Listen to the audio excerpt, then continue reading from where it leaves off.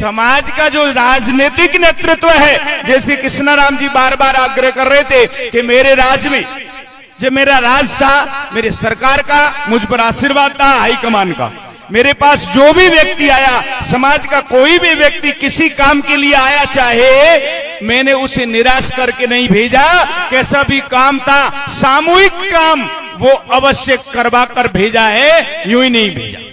लेकिन भाई अब पूर्व लगा दिया, हम क्या करें? अब पूर्व लगाने वाले भी आप हैं और वर्तमान लगाने वाले भी आप हैं। समाज में समाज के लोगों का विरोध मत करो। अगर विरोध है तो ये कोई अमेरिका में थोड़ी रहते हैं, इनके आसपास 8+ सुरक्षा थोड़ी है?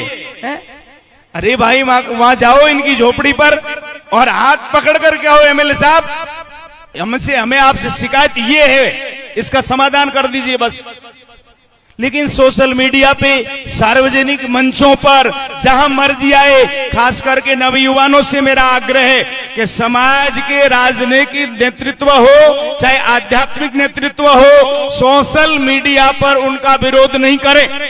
मैं आपको एक बात कहना चाहता हूं कि जैसे मेरा काम है धार्मिक आध्यात्मिक नेतृत्व करना, अगर आप किसी प्रकार का सार्वजनिकली मेरा विरोध करते हैं तो उसका रिएक्शन ये होगा कि मैं बचाव की मुद्रा में आ जाऊंगा, खुद के बचाव के लिए सारी चीजें प्रस्तुत करना शुरू कर दूंगा और आपके विरोध को कैसे दबाया जाए, कैसे प्रेशराइज किया जाए, ये करूंगा।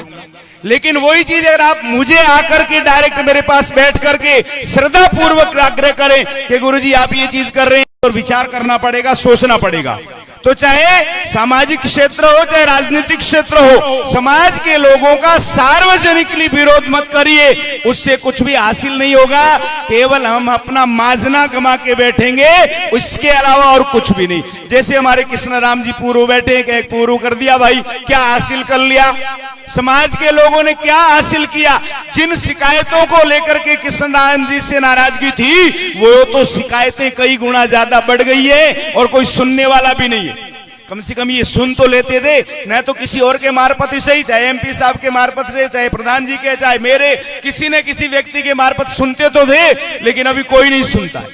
तो एक तो नवयुवानों से ये भी मेरा निवेदन है कि समाज के जो नेतृत्व करता है उनका सार्वजनिक विरोध नहीं करे, समाज का विरोध है उसको अपनी सभाओं में बैठ करके, अपने घर में बैठ करके करें और वहां उसका निवारण करें, ताकि हम राजनीतिक रूप से मजबूत रह सके। जितना मजबूत बनेंगे उतना ही समाज जो है विकास की गति को प्राप्त होगा। हमारे बैठे विधायक महोदय के प्रतिनिधि के रूप में युधिष्ठिर जी, हमारे पबाराम जी हर संभव हर तरह से जितना उनसे होता है अधिकतम काम करवाते हैं, जो भी उनके पास जाता है, लेकिन प्राय लोग उनके बारे में उनकी शिकायत, स्वार्थ के लिए बहुत बड़ा सार्वजनिक स्वार्थ कभी मत गमाओ। खेत में बकरी चर रही है, उसको निकाल करके खेत में ऊंट मत घुसाओ, ये ध्यान रखो, क्योंकि बकरी से उतना नुकसान नहीं है जितना ऊंट से होगा। बकरी तो 2-4 मुंह मार के आगे निकल जाएगी, ऊंट तो चरेगा, फिर लोट भी लगाएगा, हैं, बहुत सी चीजें करेगा। इसलिए भाई अपने निजी किसी स्वार्थ के लिए समाज के सार्वजनिक हितों को नष्ट करने वाले प्रयत्न या प्रयास मत करो। इसके लिए भी आप लोगों को सावधान रहना जरूरी है। जैसे एमपी साहब कह रहे थे ना, ऊंट को भी जब कहते हैं ना चेत चेत, तो खड्डे में नहीं गिरता है, पैर रगड़ के नीचे उतर के सुरक्षित निकल जाता है। तो आप लोग भी थोड़ा विचार करो, थोड़ा समझो, थोड़ा सोचो।